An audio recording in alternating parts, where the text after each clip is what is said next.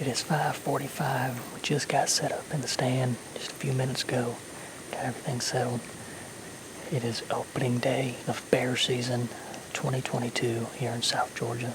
We got the bow in hand, and we're in a spot that I've got a really big boar on camera. Smaller boar. I say the big boar. The big boar is like, he's big. He's pushing about 300 plus. We got a smaller boar that looks to be about 180, maybe 200.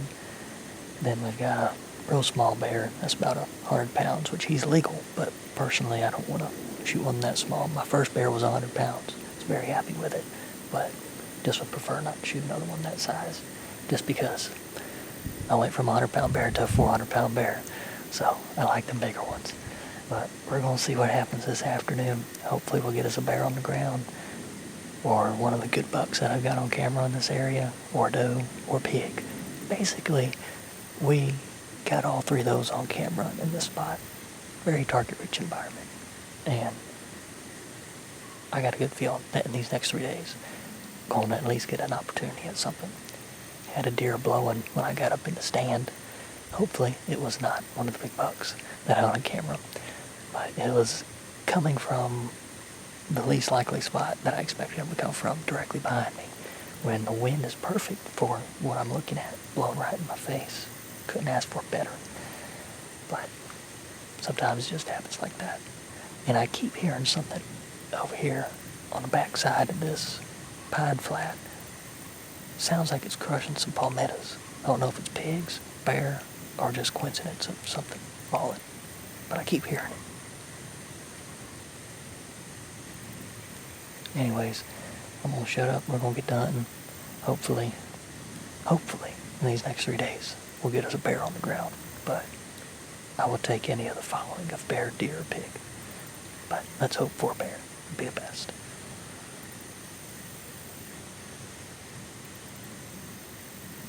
I definitely hear something over there. Definitely something. I don't know if it's pigs or if it's a bear, but there's something over there in those palmettos. And it's getting closer, so let's go ahead and get ready.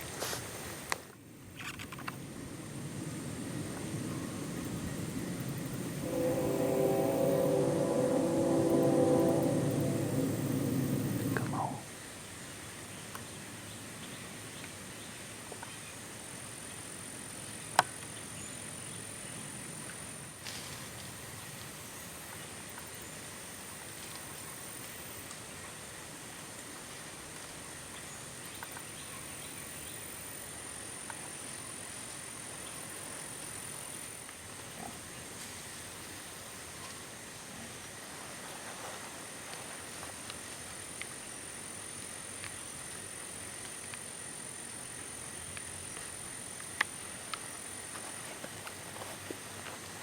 He's behind a tree from me.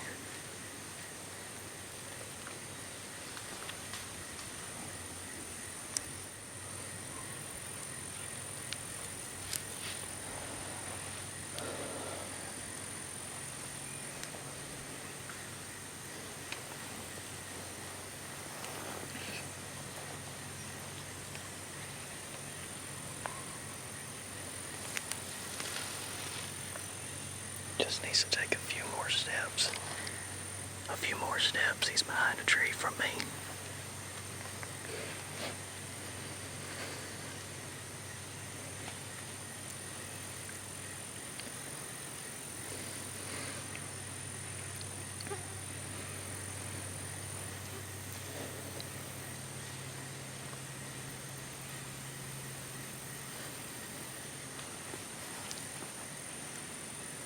He's quartering to me pretty bad. There's a bear coming. We got pigs and a bear's coming out. Got pigs right by the stand and the bear's coming over here. I don't know if it's the big one or the small bear.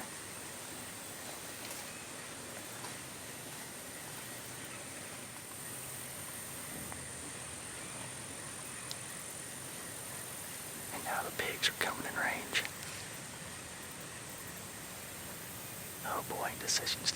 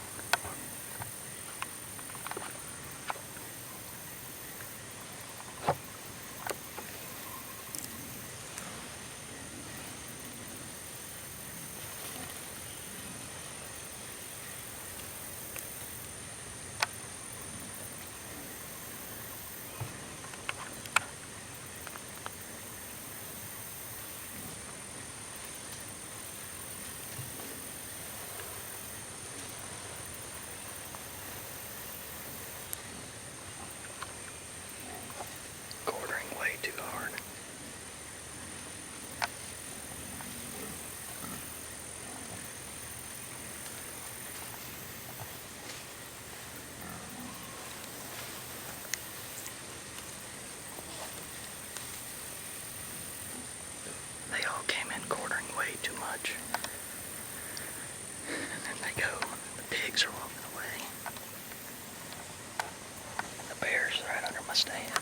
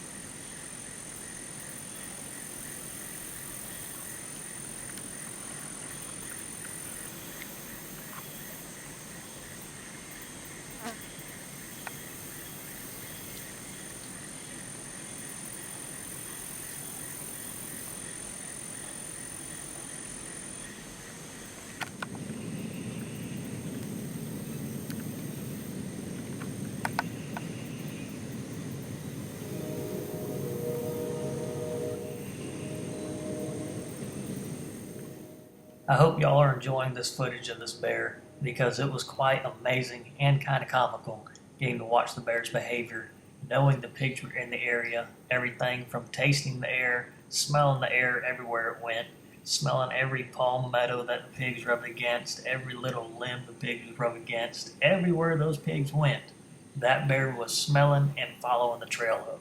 The bear eventually led off following the pigs on the trails they went. I was quite curious as to what may have happened not long after the bear went out of my sight.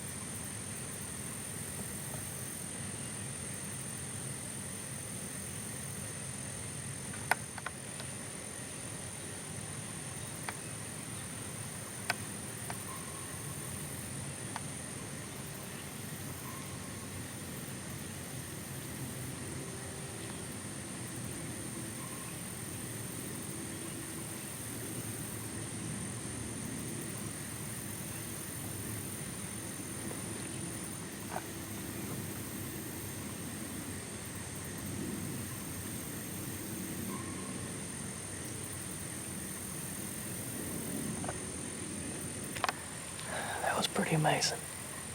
3 years in a row. 3 years in a row. Opening day. Had opportunity at a bear.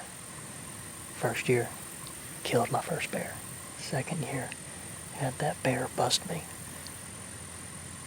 And then today, third year, just had another opportunity at a legal bear on opening day.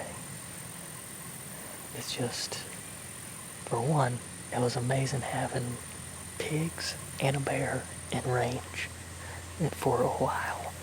As the pigs were all here, the bear was here. I was trying to keep an eye on both of them. And those pigs, when they came out, they were either perfectly behind a tree from me, but the camera had them, or vice versa. I had a shot, the camera wasn't on them. And they came out in this little fire break. They were 20 yards.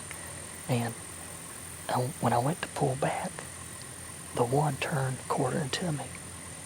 like hard quartered to me, the second one, and then it ended up going away. The first pig, the black pig, when he came out, he was quartering to me and behind a tree from y'all to see. And when I finally pulled back, then he just turned real quick. So I was pulling back, and as I was pulling back, he was turning and going up away. So, but it was pretty cool watching that bear. I think, obviously no thinking, he knew them pigs were here. It was funny watching him because he was over here when he first came out.